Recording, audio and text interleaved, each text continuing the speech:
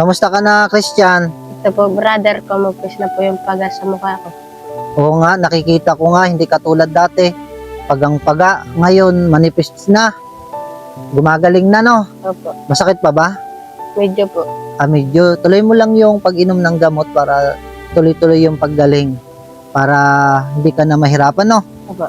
Simula po ng brother, nung binigyan niyo po ako pambiling gamot, tuloy-tuloy na po ako nagkainom ng gamot. Kaya madaling nakarecover yung paga mo sa mukha. Opo. Ngayon, manipis na. Meron akong good news sa iyo. Ang Ma'am Deborah ay nagpadala sa iyo ng 1,500. Salamat po, Ma'am Deborah. Ibili mo yun ng gamot, ha? Opo. Ang Ma'am Diana naman, nagpadala sa iyo ng 2,300.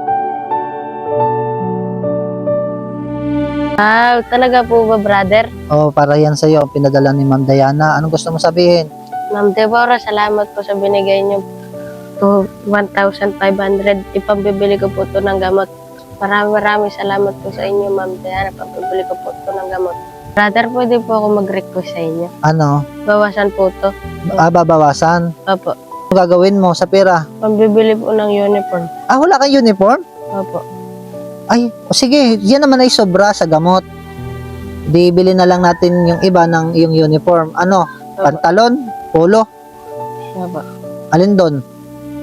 Parehas po. Parehas.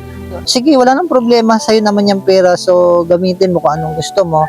Basta, sinasabi ko sa'yo, yung kanwa, uminom ka ng gamot, ha? Pag pinispisa, matigas pa! No? Opo. Sige, bili ka ng gamot, inuman mo ng gamot. Marami pong salamat kay Ma'am Deborah at kay Ma'am Diana sa pinadala niya pong tulong para po kay Christian. Sige, Christian, ako uuwi na. Ingat ka dyan, ha? Brother, pwede niyo po ba ako samahan? Saan? Bibili po ng uniform. Wala kang sasakyan? Sige, samahan na lang kita. Siguro mamayang hapon na lang, no? Opo. Sige, busy pa ako ngayong umaga, no? Sige, bye-bye.